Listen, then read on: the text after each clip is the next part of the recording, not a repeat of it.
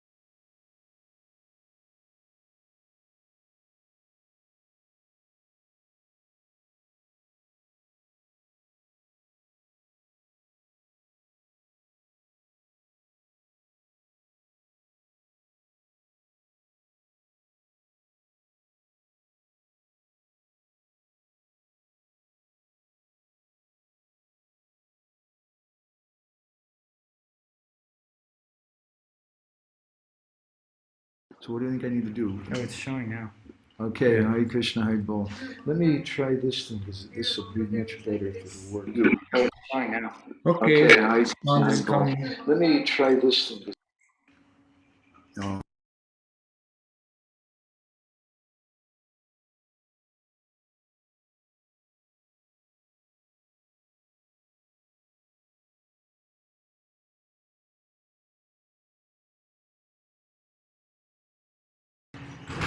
Hare Krishna, you can hear me now, right?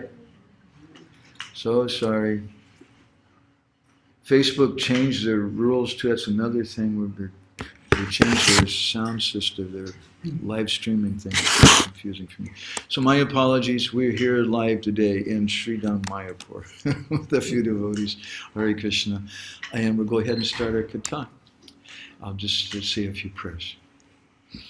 Narayanam namaskrityam naramschaiva narotamam devim saraswatim vyasam tato jayam mudirayat Vedi Ramayanes Chaiva Purane Bhadate Tata Adavante Chamadye Chahari Sarvatra Giyate Mukam Karodi Vachalam Pangum Langayate Girim Yat Kripa Tamaham Vande Shigurum Dinataranam Paramananda Madhavam.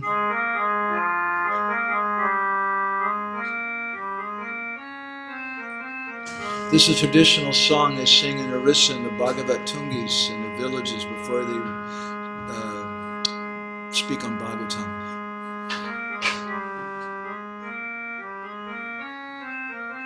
Paramananda he Madhava Padunga Luchi Makaranda Se Makaranda Panakori Anande bolo Hari Hari Harinka Name Vanda Vela Parikori Be Chakadola Se Chakadolanka Paraye Manamo Rahu Nirantare Manamo Nirantare Rahu Ha Krishna Boli Jiva Jao Ha Krishna Boli Jao Jiva Moteu Dada Radha Dava Moteu Dada Radha Dava Moteu Dada Radha Dava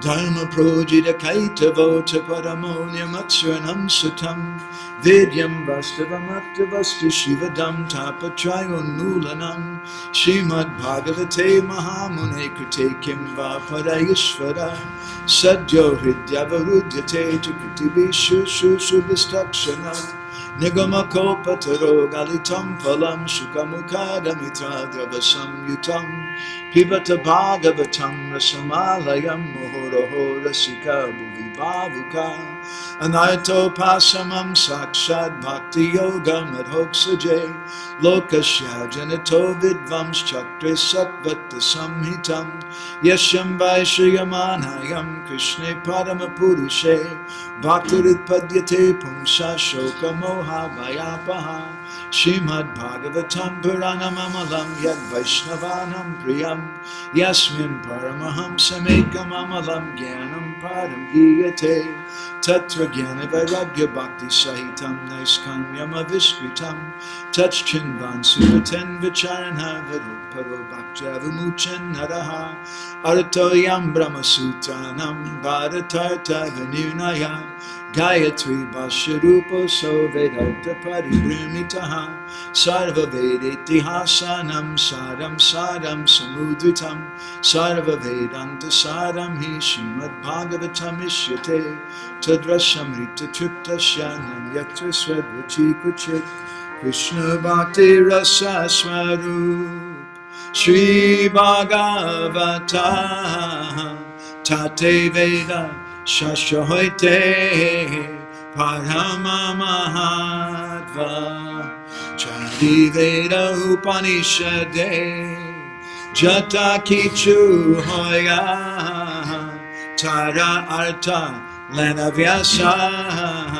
Korila Sanchaya Jai Sutre Jai Ruk Vishaya Vachana Bhagavate Sehiruk Slokeni Bandana Jivera Nistara Lagi Sutra Koilo Vyasa Mayavadi Bhashya Shunile Hoya Sarvanasha Jaho Bhagavata Pada Vaishnavera Stane Ekanta Shaikoro Chaitanya Charane Bhagavata Jainamane Sejavana Sama Tada Sasta Achi Janme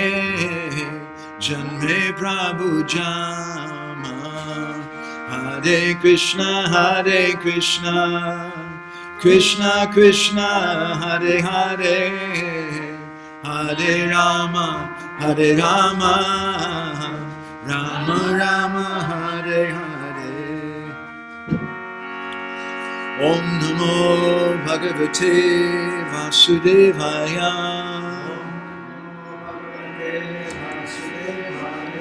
Om Namo Bhagavate Vasudevaya.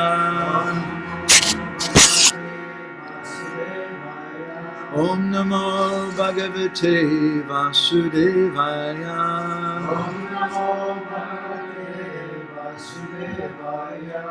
Hare Krishna. Good morning, dear devotees. Sorry for all the drama this morning. Today we're reading from Granthara Srimad Bhagavatam, from the 47th chapter, on the 10th canto, and we'll be reading today from, I think it's text number 27. And today I want to speak something about Krishna's message that he gave to the Gopis through Uddhava. And we want to explore further the intrinsic role of the Gopis in the line of Sri Chaitanya Mahaprabhu and the mysterious and magical message of Uddhava, and speak something today about ideal speakers and listeners and how they evoke the presence of Krishna. There are three elements that are required for kṛṣṇa-kathā to take place. There has to be a speaker, there has to be a listener, and there has to be kṛṣṇa-kathā. Just like with art, three things are required. You require an artist, you require the art, but even if you have art and an artist, it's not enough. You have to have someone who can appreciate it. If there's no one who can appreciate it, then what's the value of the art? So an eager, qualified listener will attract a qualified speaker, and in their exchange, Krishna will appear. So we'll be speaking something about that today. I want to just review a little bit over some of the previous discussion we had.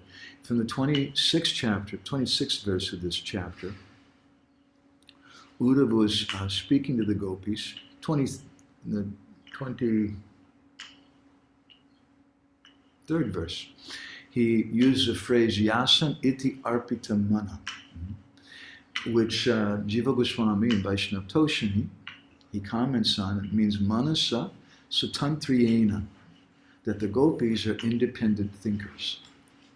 It was a beautiful comment. We spoke several times about this, and the importance, absolute importance of independent thinking, contrary to what sometimes people try to tell us in a religious institution, that no, you're not supposed to think, you're supposed to just do what we tell you. But that's not bhakti. If you're not thinking, then how can you feel? The thinking, feeling, and willing is required. So the Gopis, they're independent thinkers. And Uddhava goes on to explain what is their independent thinking. Everybody else, they think alike. They want something for themselves. And that's why they're doing their dharma and things. They're following some religious principles because they're thinking, I'm going to get rich, I'm going to become famous, I'm going to purify my heart, I'll get to see Krishna, I'll get this, I'll get that. But the Gopis, they're independent thinking. They're not dependent on other thinking. They just want to please Krishna. And they have no other conception other than that. And in the verse following that, Jiva Goswami, he describes bhakti pravartana ritim eva spasthayati. He says that this is the process of spreading bhakti. Pravartana means to advance or to inform. It also means some conduct or behavior. So the Gopis, through their pravartana, Jiva Goswami is saying, they're advancing, they're informing others, they're preaching.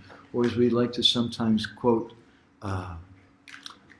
St. Francis of Assisi, who instructed once his followers that you should preach, and if necessary, you should also say something. In other words, preaching is something we do with our life. And that's literally what the word pravartana means. Also the word prachar. Prachar means some achar. Achar means some behavior, some special behavior. And that's how we spread Krishna consciousness. So this is a riti spashta. Riti means a stream, a current. This is a stream, this is the current that the Gopis are doing, they're giving. The Gopis are so very intrinsic in our Gaudiya Vaishnava line. So today we're going on to text number 78. text number 27. Sarvatma bhavo dikrito bhavitana madhoksaje virahena mahabhaga mahane nugraha kritaha. We also spoke on this verse last week. Translation, you have rightly claimed, Uddhava is telling the Gopis, you have rightly claimed the privilege of unalloyed love for the transcendental Lord. O most glorious Gopis, indeed, by exhibiting your love for Krishna in separation from him, you have shown me great mercy.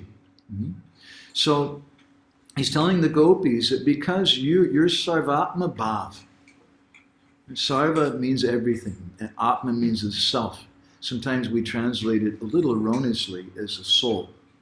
But atma just means the self, and it can mean the soul, but atma means everything. Sarvatma bhava, this is the mood of the Gopis. They're giving everything, and because of that, they're adikrito. They have some qualifications. They translate here, you claim it by your right, but literally adikrita means to be placed at the head of, or it means to be the authorized or qualified. Uddhava is telling the Gopis that you're placed at the head. Because of your sarvatma bhava, you're the best of all the devotees. That bhavitinam, by you, adhoksaja, your love for Krishna, who is adhoksaja, and why does he use the word adhoksaja? Our Acharya's comment here. Adhoksaja means someone who's beyond the purview of our senses. So in other words, he's telling the Gopis that no one can understand Krishna except you. Bhavatinam adhoksaja, because you have the sarvatma bhav. You're giving everything to Krishna, therefore you can understand Krishna. And what is the particular mood that's brought out in the Gopis? We spoke about this verse last week also, but we're going to unpack it a little further this week. It's virahena mahabhaga. You're Mahabhaga, he tells the Gopis. You're the most fortunate personalities. And it's ironic because the same phrase, Srimati Radharani uses a similar phrase in Lalita Madhav, where she says that Ami durbhagini, I'm durbhagini. Bhagya means fortune. And there she says, I'm durbhagya. I'm very, very unfortunate because I don't have Krishna's association. But here Uddhava is saying just the opposite. He's saying you're Mahabhaga. You're the most fortunate. And why are you the most fortunate? Because of the exact same thing that Radharani is saying, that she's unfortunate. Because of your viraha, your separation. So this is a very, very mysterious point. Virahena mahabhaga, mahane anugraha krita. And because of this, mahan, you're so great. Mahan me, you're giving anugraha, you're giving me your anugraha. You're giving special mercy to me. And this special mercy is being given to Uddhava. It's being given to everyone in our disciplic succession. As Srila Prabhupada comments in, see if I can find this, in one, I think it was a lecture that he gave. Let's see. I'm not finding it.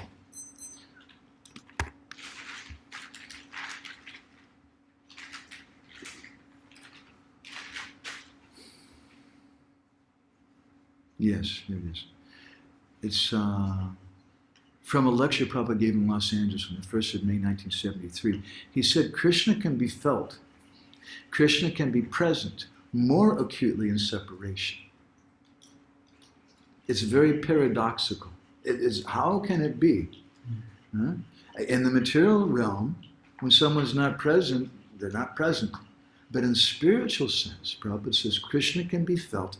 Krishna can be present more acutely in separation. That is Chaitanya Mahaprabhu's teaching, to love Krishna in separation. Chaitanya Mahaprabhu has written, Prabhupada said, Sunyaitam jagat sarvam govinda vidahename. Everything is vacant without Govinda, without Krishna. That is the highest perfection. When we see that everything is nothing, and only Krishna consciousness is there, that is the highest. That is the Gopis. Therefore the Gopis are so exalted. They could not forget Krishna even for a moment. Because the Gopis are sarvatma bhav. They're giving everything to Krishna. They don't know anything other than Krishna. And because of that, Uddhava here is saying that this is the anugraha, this is your mercy on me, and because of your eagerness, because of the intense feelings of viraha that you have, he says, bhavati namad hoksaje, that you're exhibiting this love for Krishna at hoksaja. And he's saying that hoksaja means beyond the purview of our senses, but it also indicates that he's not there. But he is there. He's there for you. In last session, we sang a few lines from the Vrindavan Lilamrita of Nandakishore Goswami. I'd like to go back to a little bit of that again and review some of that. Uddhava is speaking to the Gopis.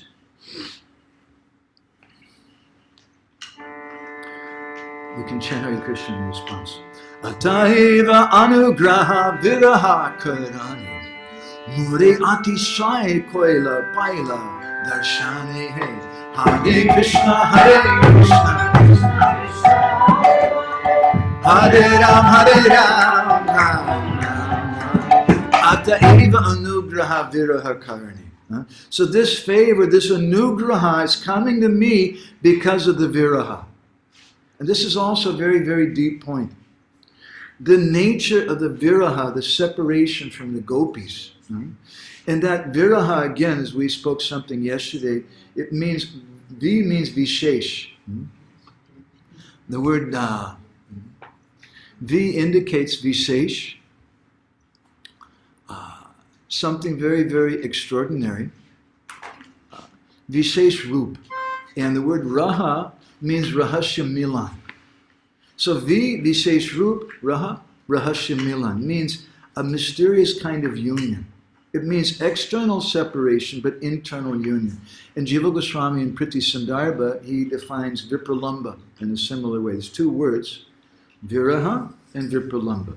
They both mean basically the same thing, separation. He defines Vipralamba as Vipralambo Viprakashena Lamba Praptir Yeshasa Tata. That Lamba means attainment of something from a distance. It means external separation, but internal union. This is the climax of the 10th canto of the Srimad Bhagavatam. The Gopis' feelings and separation from Krishna at the place known as Uddhava in the 47th chapter, the 10th canto, which is called Brahma-gītā. And that evoked Sri Chaitanya Mahaprabhu.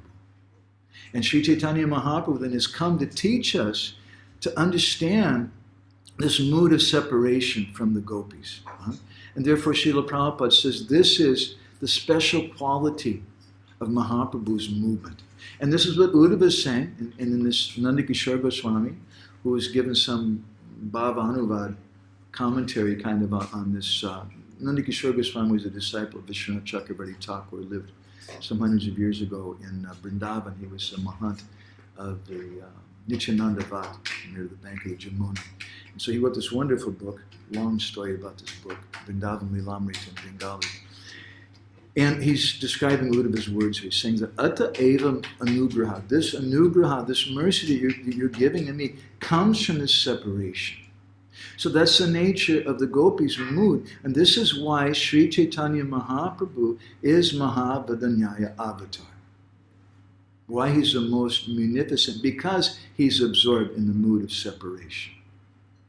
And in that mood of separation, the gopis' hearts melt and they feel compassion for other personalities. Just like when you suffer, you can't understand the suffering of someone else unless you suffer. And if you suffer, you can understand their suffering, and that compassion, you can have compassion for them. Therefore, Jiva Goswami in Bhakti Sandarbha says a very radical thing. Although we say, Hey Krishna Karuna Sindhu, Dina Bandhu Jagatpate, Hey Krishna, you're Karuna Sindhu, you're the ocean of mercy, you're Dina Bandhu, you're the friend of the fallen. Jiva Goswami says, well, actually that's not really true. How do we understand that? He says, because Krishna, he's Purna, he's complete, he's self-satisfied, he doesn't need anything, and he can't understand someone else's suffering. Because he's Anandamaya, he's full of happiness and bliss. How can he understand? He says, therefore Krishna doesn't have karuna. in Bhakti Sandarbha. But if we say that to the devotees, Mataji is going to become very disturbed. I'm chanting japa, I'm praying to Krishna, he's got to be merciful. But Krishna does have mercy. And what is a form of Krishna's mercy? Krishna Kripa Srimurti Gurudev. Jiva Goswami explains this elaborately in Bhakti Sandarbha. Therefore, Krishna manifests in the form of his devotees. And because those devotees, they've experienced suffering. Even they may be Nitya Parishads, who descended from the spiritual world. But still, they go through the pain of birth.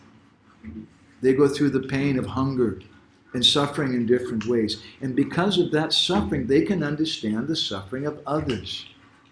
And therefore, they're merciful. And therefore, Krishna's mercy is the devotees.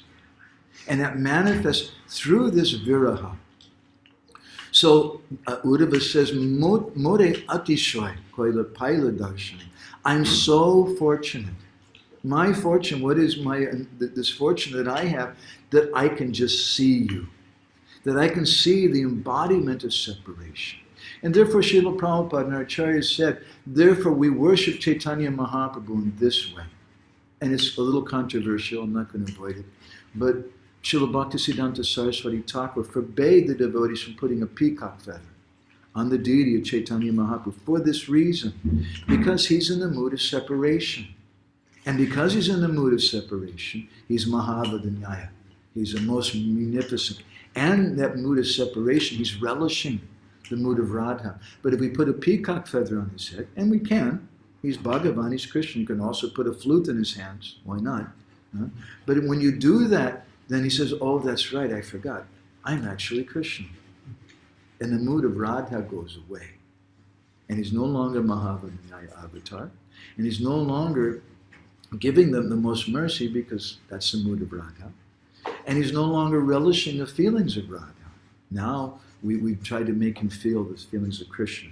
And therefore, Srila Bhaktisiddhanta says in one purport in Chaitanya Bhagavat, we should not offer the symbols of Krishna to Chaitanya Mahaprabhu. So Uddhava goes on speaking to the Gopis. Toma sabara krishnete viraha nahi jabe brajapuri krishna tabe napataita tabe he Hare Krishna Krishna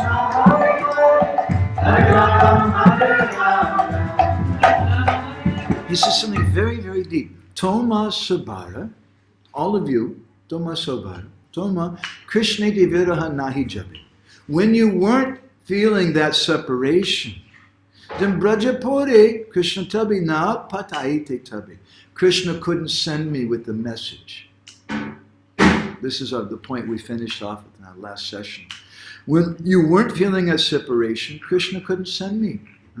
Just like we speak sometimes about Draupadi and how Draupadi was being disrobed by Dusasana. And she was protesting, she was fighting back. She's a very powerful Kshatriya lady. And she's holding on to that sari. And with one hand she's saying, hey Govinda, hey Govinda. But Krishna wasn't coming. And she wasn't that strong. Not as strong as Dusasana. And he was pulling that sari off of her until finally she realized this is a hopeless fight. And she lifted both hands and said, hey Krishna. And then Krishna immediately came. So in a similar way, the separation, this crying of the heart, this Atma Krandana, in the language of my Guru Maharaj, Atma Krandana means the crying of the soul. This has to be there. Otherwise, why will Krishna come? So Uddhava is saying to the Gopis that when you didn't have that viraha, Krishna couldn't send me with a message. So this message of Krishna is dependent upon that feeling of the Gopis. And this is our topic today. I want to try to approach. I've already spent a lot of our time. I think we're going to go a little late today. That what is the ideal situation for kṛṣṇa-kathā? And the ideal situation for kṛṣṇa-kathā is the exchange between Uddhava and the Gopis. And because the Gopis are burning, they have a burning fire of separation, then Krishna sends that message through Uddhava.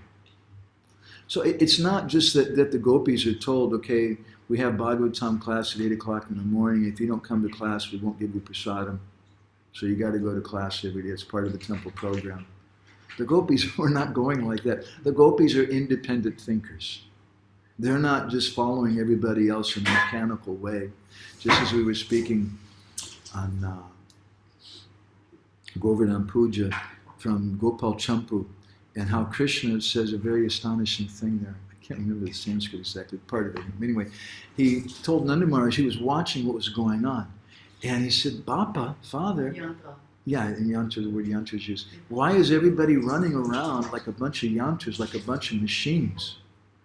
They're all going crazy. These are the Brijbasis. I don't see like this. They don't behave like this. What were they doing? They were getting ready for the Indra Yagya. And Kavi Karnapur, he says there in Nanda Vrindavan Champu, that their activity was mechanical. And Krishna was astonished. Because the Brijbasis never act in a mechanical way. They're always spontaneous. They're always full of love for Krishna. But when they have to worship Indra, yeah, okay, we got to do this. He's a demigod, and we got to do this puja for the rain. They're not doing it out of love. It's a mechanical thing. So the gopis, they're not like that. They're not doing anything mechanical. The gopis are independent thinkers. So Vishwanath Chakravarti Thakur, in his, Jiva Goswami, Vaishnava Toshini, he explains further this verse, and the words Mahabhaga, he says that Uddhava is saying, Ataeva, hey Mahabhagas, hey my dear gopis, you're Mahabhaga, you're the most fortunate, Tattva viraho namayam, because you have this feeling called viraha. But bahiranga, that viraha is only external. Internally is something else. This is an amazing thing. This is a demarcation line. You don't know the word demarcation, do you? Okay. The demarcation is the dividing line between mechanical, ritualistic religion and real spiritual life. And therefore, Sri Chaitanya Mahaprabhu, in the third chapter of the Adi Lila, Krishnadas Kaviraj Goswami describes the thinking of Krishna. Krishna saying that so many times I've come and I've given this religion, but people don't understand Braj Bhav. And only I can give Braj Bhav. So he comes to Sri Chaitanya Mahaprabhu and he teaches the mood of the gopis. So Uddhava is saying that this separation is external only, and don't absorb your minds in that. Uddhava says to them, Evati na tatramta karnavesha yujita iti. Don't be focused on that. Rather, you should see that it's just external, and the purpose is to give mercy to me by showing the greatness of your prema. That viraha, that's the real subject matter. So the separation is just an external thing. And as Prabhupada says, Krishna can be felt. He's present more acutely in separation. That is Chaitanya Mahaprabhu's teaching. And therefore, this is the mystery of this Viraha Utsav. Yesterday we were speaking a little something about that. How is it an Utsav? How is it a festival? Hooray, hooray, Hare Krishna, Prabhupada left. Are we going to say that? Are we going to have it? But it's not an Utsav for us. It's Viraha for us. We're feeling great separation, great pain. And it's an utsav for the residents of the spiritual world. But at the same time, for us, it's viraha, it's visesha roop rahasya milan. It's a very mysterious form of union that we have. And we can come closer to Srila Prabhupada. We come closer to Gurudev actually in their disappearance. So I want to speak a little something now about different types of speakers of the Bhagavatam and different types of listeners.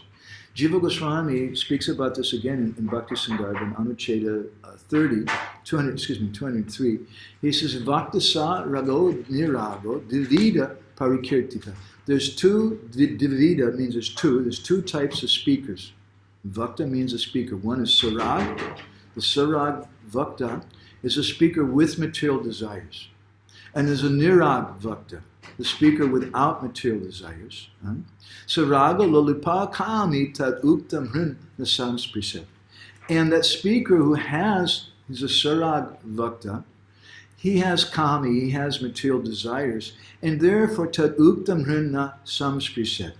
what he says doesn't touch the heart very deeply. It's just something we go to school and we study. And even it might be Hare Krishna, it might be we're studying Bhakti Shastri or something. But if we're not hearing from the heart, if we're not, the speaker's not speaking from the heart, then it's just something academic. And it's beneficial, it's religious, it's good, but we want to hear something from the heart. Upadesham karoti eva na pariksham karoti cha. Apari koshapistan akari krishya padashtim ya lokanashaya tad-bhavet. That someone who speaks something, Jiva Goswami, he quotes this verse from Brahma Vivarta Purana, that if he speaks something without understanding it in a deep way, it causes harm to the population. Wow, this is going on a lot today. I have a lot of friends, with all respect, who do this. They've listened to a couple YouTube videos or something from some doctor or somebody, and then they want to say that everybody should take a vaccination. Nobody should take a vaccination. And I hate everybody who does it, or I hate everybody who doesn't do it. And they're taking this side or that side, but they don't really understand in a real deep way. And there's so many subjects. We can, even the subject of bhakti itself, if we don't understand in a very deep way, we may say, yeah, Raganuga is what it is. Everybody should practice Raganuga bhakti. And what are all these rules for? What's the necessity of getting up early in the morning? What's the necessity even, I've heard devotees sometimes say, what's the necessity of 4 regulated principles? That's just an external thing, Prabhu. It's Ragmarg. And they wonder why they don't make advancement. They wonder why they become bored with it later on. So we have to have a qualified speaker. But the listener is also important. Rupa Goswami in the Lita Madhav, in the 6th verse, in his Mangalacharana, it's a Lita Madhav and Vidagdha Madhav in the form of dramas. And the person who's presenting the drama comes out on stage, and one of the first things he does, he worships the listeners. He worships the audience. This is Gaudiya Vaishnavism. Parasparana katanam pavanam bhagavad. So there has to be some interaction. It's not that, yeah, one guy's giving a class and he's the YouTube guru. And he has 1,000 followers or 1,000,000 followers or whatever it is on Facebook and this and that, and he's better than everybody else. That's not bhakti. What Vaishnava would want to sit in a chair like that? No Vaishnava would want to do that. We have this system because Krishna's in the center. And the speaker's not speaking so that he becomes famous or gets lots of money or gets lots of followers. If he does, that's not bhakti. That's something else. The listeners are just as important. In fact, they're more important. Because without a good listener, what is the speaker going to do? And therefore, Rupa Goswami worships the listeners. He says, Kveyam savagunavati bhakta mugda rupaha kvaham jitosmi guruna guru godavena adyama madhya sadanam gatanam dattotsavasya karuna varyasya. He says, Kveyam, Sabha Gunavati. What is this Sabha? What is this assembly? This is not just ordinary people on the street. These are Vaishnavas. They're chanting the holy name. They've dedicated their life to it. This is such a Gunavati Sabha. This is such an exalted, virtuous Sabha. And he says, and who am I? But the Mugdha Rupa. I'm just Mugdha Rupa. I'm a bewildered person. What can I say? And he says, Faham jitosmi, I'm defeated. I'm in awe of this audience. I'm defeated by them. The devotees should feel like this. We sit down to speak. How are we going to speak in front of the Vaishnavas? The answer is that we don't speak. We shut up. But something comes out of the mouth. But what comes out, it doesn't belong to us. We speak Shastra. We speak what we've heard from Gurudev and the Vaishnavas. It's not that I'm telling the story of my life or something. That's not Vaishnavism. That's not a Vaishnav Sabha. So Rupa Goswami says, I'm Jita, aham Jita, I'm defeated by all these superior devotees. I'm in complete awe, and therefore, In this situation, what do? Adyamamadya saranam saranam gatanam. Saranam saranam gatanam. I'm taking shelter again and again. Of who? That personality who's giving shelter to all the devotees. That personality whom all the devotees are taking shelter of. This is a Vaishnava Sangha. That Krishna is in the center. Right? It's like we give the example many times. It's just like offering artik. If they ask you to do the artik this coming Gaura Purnima time for Radha Madhava, the Panchatattva, and you come out there at 4:30 to blow the conch, and you're looking out there and there's, 10,000 devotees or whatever, and you think, damn, they're all here to see me. Here I am. If you think like that, you have a serious problem. They're not there to see you, Baba. They're there to see Radha Madhav. They're there to see the Panchatattva. And you're just a flunky. You're just some guy who's waving the incense and doing something because your Gurudev couldn't be there. Because he's busy with so many different places. So he's deputed you to go there and do that. And when you're doing it, what do? Well, today I think I'll do something really far out. Incense is kind of boring. I'll offer a sparkler to Krishna. That's more exciting than that. I'll do this thing. No, that's speculation. You don't do that because it's not your program. You're just operating on behalf of Gurudev. You're just the hand of Gurudev. And so you're offering the exact articles that he's told you to offer in the sequence with the mantras. And it's not about you. And that's kṛṣṇa-kathā in the Vaishnava Sangha. The speaker is like a pujari. And just like the pujari offers incense and a lamp and different things on the order of Gurudev, the speaker does the same thing. And when we do that, then it becomes so nice. But if there's some false ego there, if the listeners are thinking, who is this guy, man? His jokes are terrible.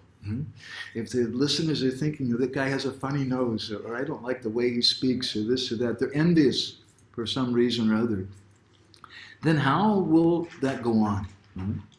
So the listeners are so important. In the beginning of Govinda Lilamrita, Krishnadas Kaviraj Goswami gives such an amazing advanced book.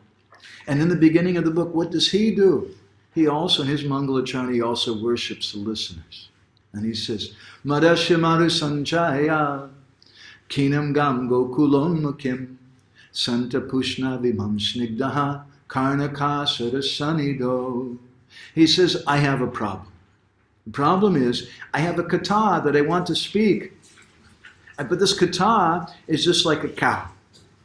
And it's suffering on the desert of my tongue. It's like you go to Moscow. Cows are not happy in Moscow. It's not a good place for cows. So you don't want that someone's going to do some terrible thing to them in Moscow. The cows, he says, my cow wants to go to Gokul, wants to go to Vrindavan, the cow of my kata, but it's suffering on the desert of my mouth. So all of you, please help. And how do you help Santa? First of all, he says he addresses the devotees as Santa, not Santa Claus, but Santa, which means saint. Those saintly devotees, Santa Pushna Vimam Snigda, who are affectionate to me, because that affection is the glue of our Vaishnava Sangha. If there's no affection, it's just something mechanical, like robots running around, Krishna said to his father. Santa Pushna Vimam Snigda, kṛṣṇa-kathā sanido. Please help my cow, the cow in the form of my kata. It's dying on the desert of my mouth. It's so dry there. So your ears are full of nice water. With your ears, you give some relief to my poor cow. This is Krishnadas Kaviraj Goswami's words. Vishwanath Chakravarti Thakur says a similar thing. In his concluding words to his commentary in the 10th canto in the Sarka Darshan, he says, Madgavirapi Gopalaha Sri Kuryat Kripaya Jadi Tathaiva Sambhaya Pitva Rishayus Tat Priya Janaha. He prays, hey Krishna, you're known as Gopal. You're a cowherd boy. You take care of the cows. So you please accept the cows of my words. And you maintain them. Magavirapi Gopala, Sri Kuryat Kripaya Jadi. Please give me this kripa, this mercy. And you please, Tathaiva Sambhaya Pitva, you drink that milk. Because this milk is meant for Krishna. The milk of these cows, this kata, it's meant for Krishna, and you inspire other people to do the same thing. So it's so important that there's some qualified listeners. We've gone really a little late. I want to speak a little something from Skanda Purana about some different types of listeners. And I think because this is such a nice topic, I'd like to really be able to fluff it out. We'll continue with this next week. So this is from the Vaishnava Khanda, the Skanda Purana. A couple of years before he left this world, Gopi Praṇayase Prabhu kindly translated this for us. This is from the Bhagavad Mahatmya section.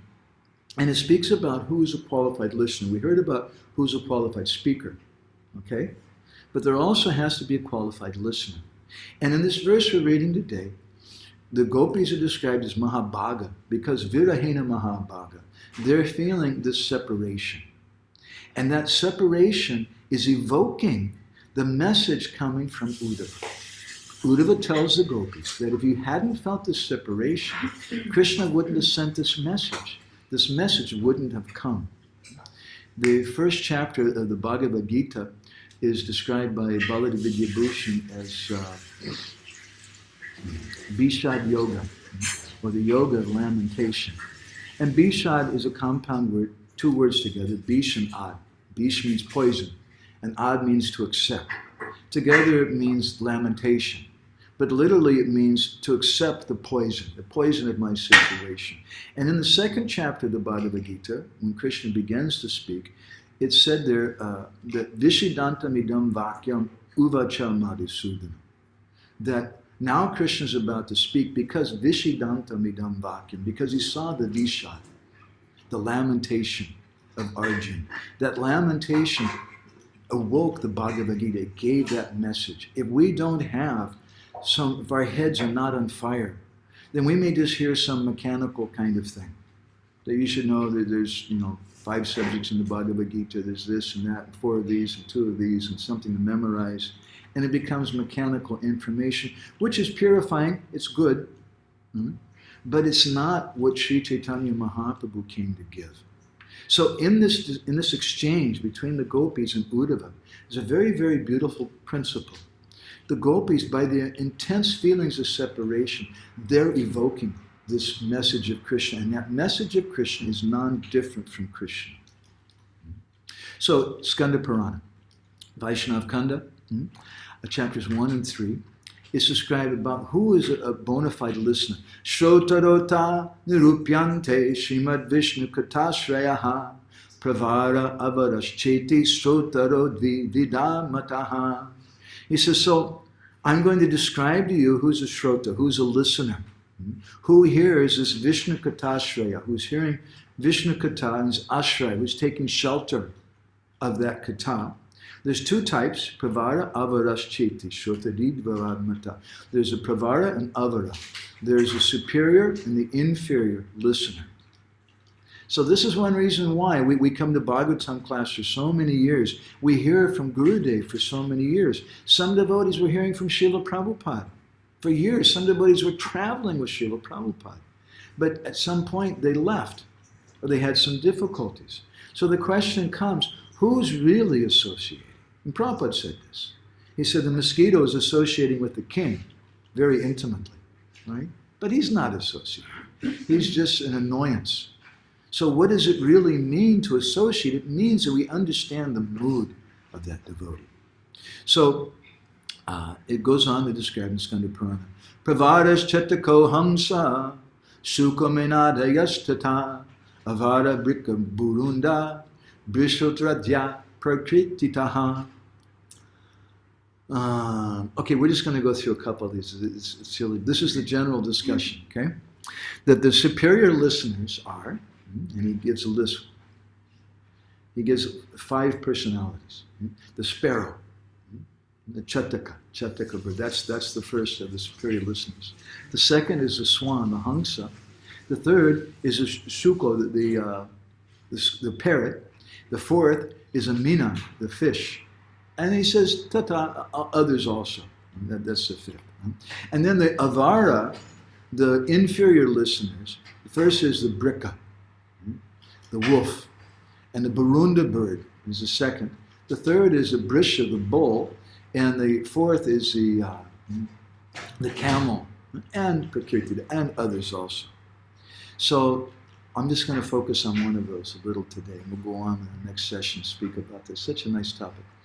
Akile pakshaya yastu Krishna Shastra Sruto Brati Shatatako Yatambodha Mukte Pata Sri Chaitanya. That the Chataka bird, he's the pravāras, he's a pravāra Shruta, the superior listener, because he ignores everything else. And he only listens to that kṛṣṇa-kathā. I've heard from senior sadhus, older sadhus in India, that it used to be, there was a commonly people would have Bhagavad-gītās, and many, many sadhus would come, and they would listen so intently.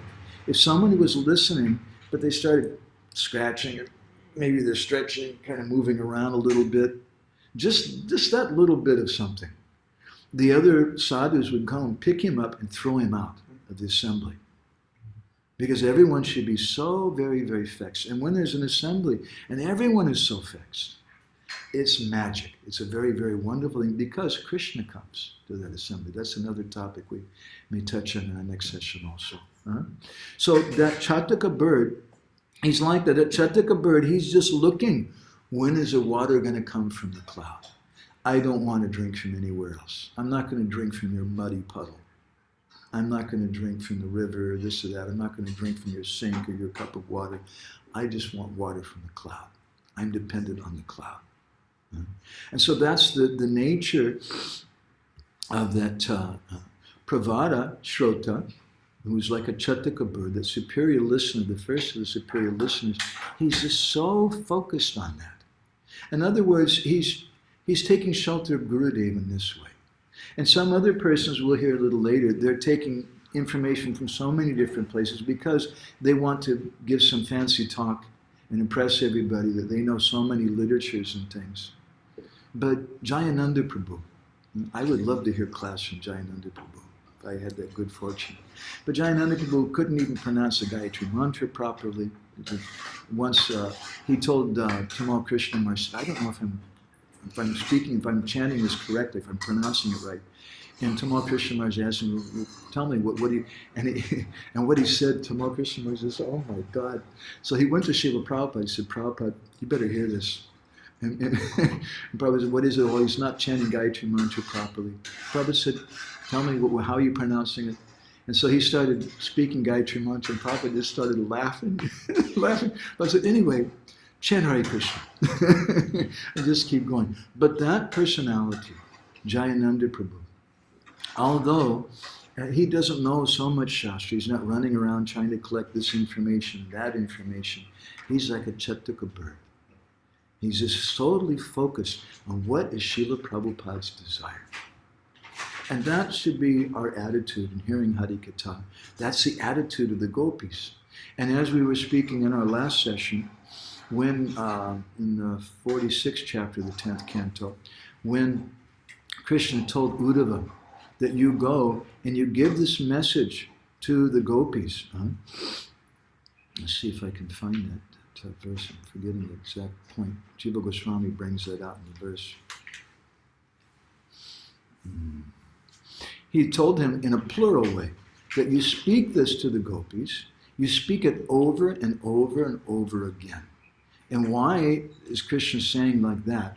Sandesha, Sandeshai, Sandeshai. Sandesh means a message, but Sandeshai means plural. That you should speak this over and over and over again. Because the more that they hear it, the more they'll understand. And we're going to go on to Uddhava's message, which is very, very mysterious. And Vishwanath Chakravarti Thakur has given a beautiful, very lengthy explanation in the next couple of verses. How Uddhava is telling the Gopis that you should practice yoga.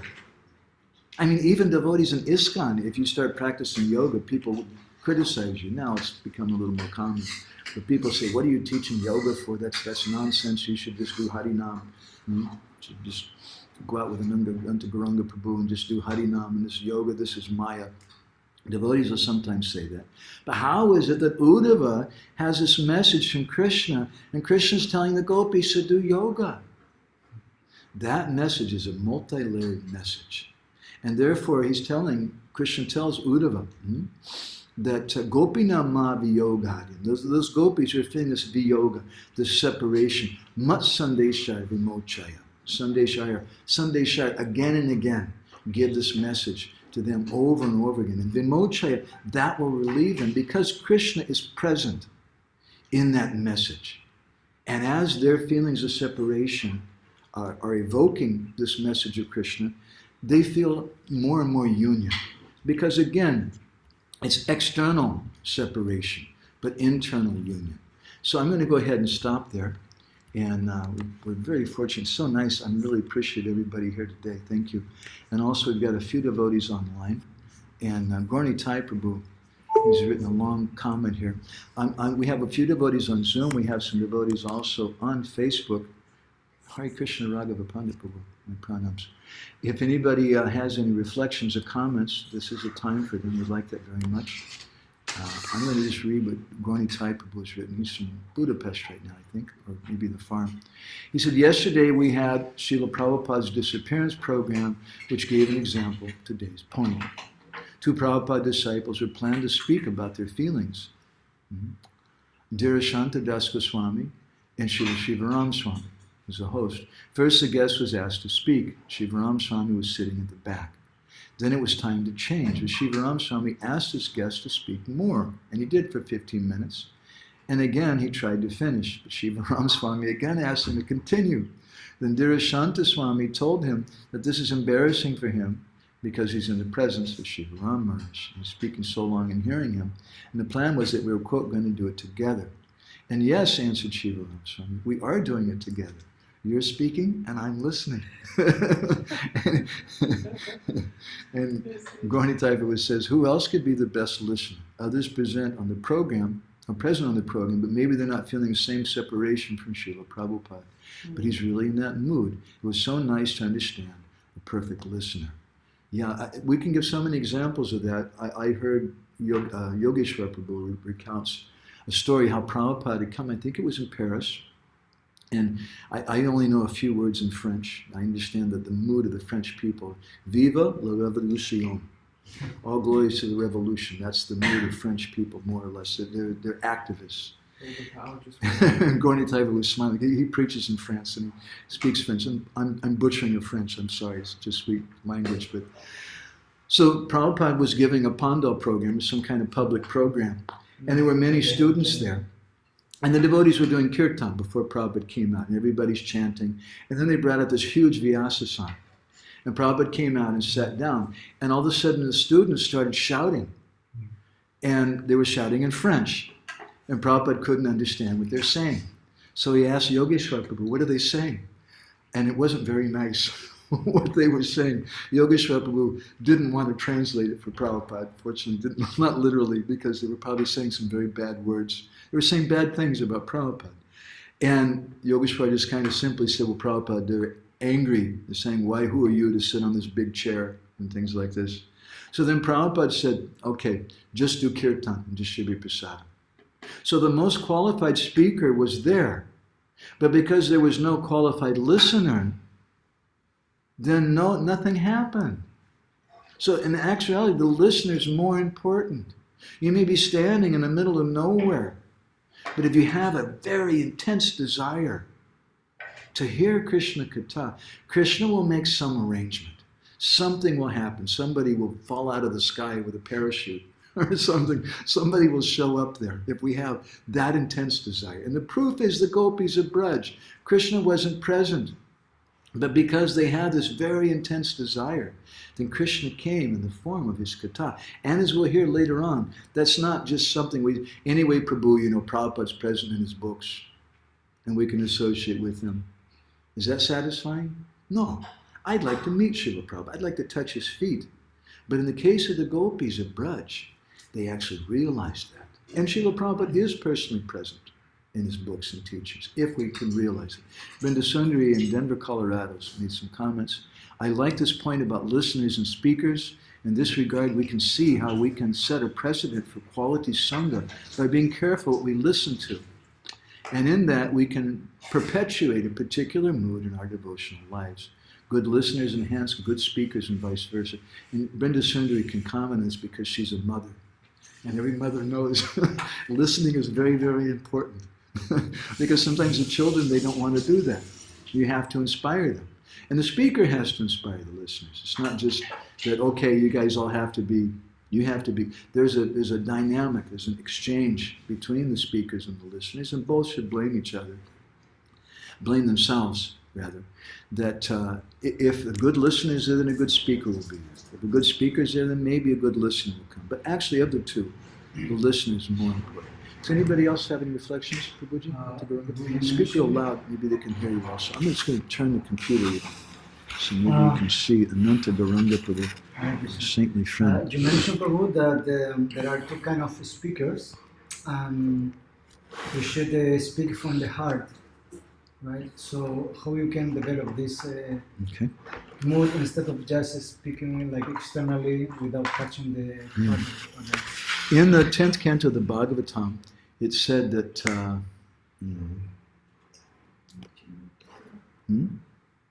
that Krishna is Krishna's Advaita Tattva, he's one. But Krishna, he's one, but he becomes many, as in the Ras Leela. Bahu murtika murtikam. Bahu murtika murtikam. He becomes bahu, he becomes many. And in his commentary, Vishwanath Chakravarti Thakur says, Chinmayinam nanati pyaikyam abhipretam. That just as Krishna is one, so also kṛṣṇa-kathā is one. Krishna's name is one. You hear Krishna's name from Gurudev. As Gopal Kumar, he heard that mantra from his Gurudev one time. And his Gurudev didn't even explain it to him. But after you've heard that once, you heard kṛṣṇa-kathā from that bright person with the right mood, you repeat that. And in that repetition, my Guru Maharaj used to say that katha, or that kirtan, is another name for shravan. You're actually hearing. Because I'm repeating what I heard from my Gurudev. But it's not a mechanical thing. Shushu shoshadadana shabasudeva kataruchi sham mahat sevya vipa punya tirthana sevana. We have to render service to Gurudev. We have to render service to the speaker. We do that by feeding them, by maybe giving them something. We do that by repeating their words, by following what they're saying. Every mother knows that, Pindusundar is listening, that the children will serve that message by following what you say. If we don't follow what we've heard, we're not serving a message. So when we serve that message with a proper mood, a mood of affection and love and service, of surrender, then the mood of Gurudev comes to our heart and we begin to understand it something. So that's our business. We just repeat. We have no qualification. My Guru Maharaj told me once, you just repeat what you've heard from your Gurudev and the previous acharyas and don't think it belongs to you. But he also told me you have to think. It's not just like a mechanical, like a parrot. But you have to think about what you've said. And how do I think? I should think through the heart. Through a heart which has been given to me by Gurudev. We have to contemplate, and that independent thinking is absolutely required in bhakti. Otherwise things become mechanical religion. Okay? Prabhuji, let me turn this thing here again. Speak real loud, maybe they can hear you online. I just have a comment, because it's interesting because you were mentioning that it has to touch the person's heart. So my observation was the other day, I was reading something that Srila Prabhupada said, and I felt really inspired, and I wanted to share it with someone. And I noticed that sometimes I have like these two different moods, where I feel inspired, and when I share it with someone, then they also feel inspired. And sometimes when, even though it's there, I don't feel inspired, but then I'm like, and in my mind I'm debating, should I share it or should I just, and then I end up sharing it, and when I'm sharing it and I don't feel inspired, it actually doesn't really touch their heart. They end up not really understanding what I'm saying. Yeah. So that's something that I observe, is that like, now I'm like, okay, when I feel inspired, I will share it. And when I see myself that I'm not so inspired to share it, I'll just, not share it. Maybe if we don't feel inspired, then maybe it means we need to digest it more. Yeah. We need to ruminate it. It's like a cow sits and chews what is eaten for a long time. We also need to ruminate. We have that word in English. We need to chew on what we've gotten from Gurudev until we can digest it. And then we can spit it out. Then it comes out in the form of nice milk. And therefore, Jiva Goswami quotes that verse we spoke from Brahma Vivarta Purana, that if the speaker hasn't digested it and doesn't understand it properly, then it's a problem. But as Ananta Gauranga Prabhu was saying, his question, well, then how can we speak? We can speak, but we should be very careful. We should just repeat what we've heard.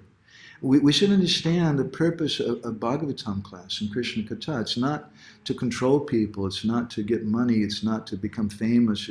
It's a very dynamic situation. It's meant to keep Krishna in the center. And just like the pujari has a responsibility to just offer what's been given to him, those particular items and not a sparkler or some strange things, so the speaker also has a responsibility. He should just repeat what he's heard from Guru and Krishna. It's a great comment, thank you. Anybody else with anything? Let me turn the computer. Yeah. Speak loud. I just really appreciated this point, the same point actually, that without understanding, it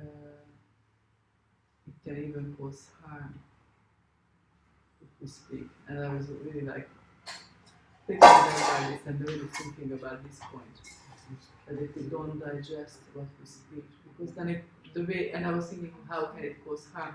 But it can cause harm if you repeat to the wrong audience, like if you don't see the level of adhikara of your audience and you repeat it, it can really cause big trouble. It can start things in there which they are not ready for, or they feel put down by you because you don't speak something appropriate for them. You just kind of keep it super simple, and it's like, come on, I heard this before, okay, maybe no realization, but I'm just saying something which would inspire. That's great. Okay. All right, Hare Krishna. So thank you all very much for being such good listeners, even though I'm not a qualified speaker. And we'll go ahead and stop there. Grantara Srimad Bhagavatam ki jai, Srila Prabhupada ki jai, Gaur Premanandi Hari Hari Bo, Vancha Kalpatarubhischa, Kripa Sindhu Bhyevacha, Patitanam Pavanebhyo, Vaishnavebhyo.